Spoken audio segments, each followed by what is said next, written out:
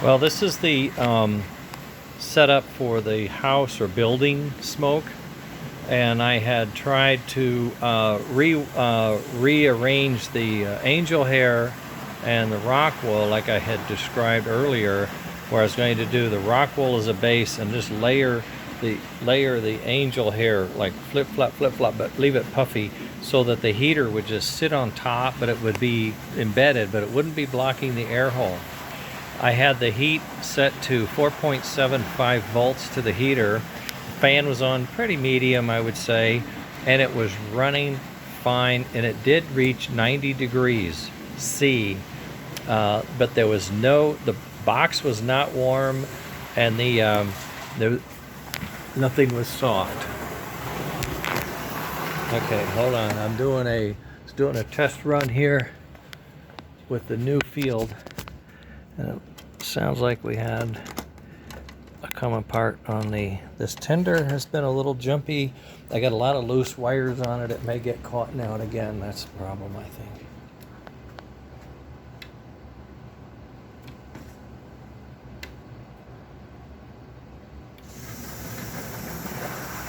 Give you a look at it. This is the new field.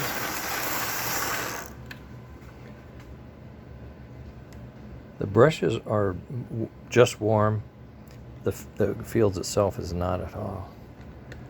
The reverse unit is, digital reverse is a little warm. So this is a Northern, no weights, no engine and no traction tires at 15 volts. It's pulling 2.6 amps, but I'm thinking that is with a lot of other stuff. I got these cars on here and their lights are on. I have no idea why. So, and this is my new all-wheel pickup 6-wheel tender. I've had it out quite a bit and it's done usually quite well, but I know I've got some loose wires and, you know, a little anxious. It's after 5:30. I'm just trying to get some laps in to get it broken in, you might say, before I actually get serious with it, probably tomorrow. I'm going to try to do 2 hours at 15 volts with 20 cars. I have no idea if it'll even pull 20 cars, but that's kind of the target I set for a show mode test. This is not show mode. Oh, see that? It just hops. Could be the track, and it may be the lack of weight on that engine, not having the weight.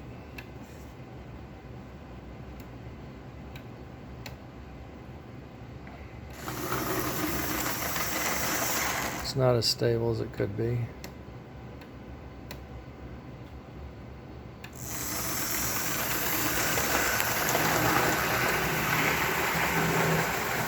Pulls away just fine. Now, I'm not testing the power supply, the smoke, the lights, any of that. All I'm testing right now is the field, the permanent magnet DC field assembly. We had one. Dang it. It must be something in here. It must be something in here. It's hitting on or something. Or it's not being allowed the freedom to move. But at any rate, I'll work on it. It's a little late now. I'll work on it tomorrow and see what's going on. I hear a clicking, like it might be something in here that it's running into. That's just an edge, but it's not that bad. Doesn't look that bad. This is just cockeyed from me being sloppy. Well, I don't know. We'll get into it tomorrow, a little more detailed. I'll check the track. It'll level, you know, put the body on. This is a Northern, so it's kind of a big, heavy... Oh, did you see that? It just popped right over, right there, just like that. Just dragging it through. Let's try this. Right there it went. It's pulling over. Okay. Okay. Oh, there's the room to come over. Well, I'll deal with it tomorrow. I'm going to leave it off so I know I have to check that. Okay. All right, that's the show. That's all I got. Not a lot, I know. I'm trying to shut things off, and nothing is shutting off here. Why isn't nothing shuts off? What's going on here? The lights should shut off. Off. On, off. Doesn't shut off. I'm jinxed. He shut off. No light. Hey, right there. Oh, now I'm in trouble. This light's gonna be on all night. God, battery probably. All right. So that's what I'm up to, and I'm printing a new box. I'm hoping this one works. As you can see, I'm putting it on an angle, trying to make it pretty and big. The last one was up like this, and it was really, let me get the light on, coming out beautiful. I mean, look at the finish on that side. Oh, it's lovely. But what I can point to is there's a molten spot right there, and I think that's where the nozzle, this thing came off or jacked out a little bit, and the nozzle drove into it. Just everything was just laying askew when I came up, and it was drawing spaghetti on top of it. It's in underneath trash now. Oh, there it is.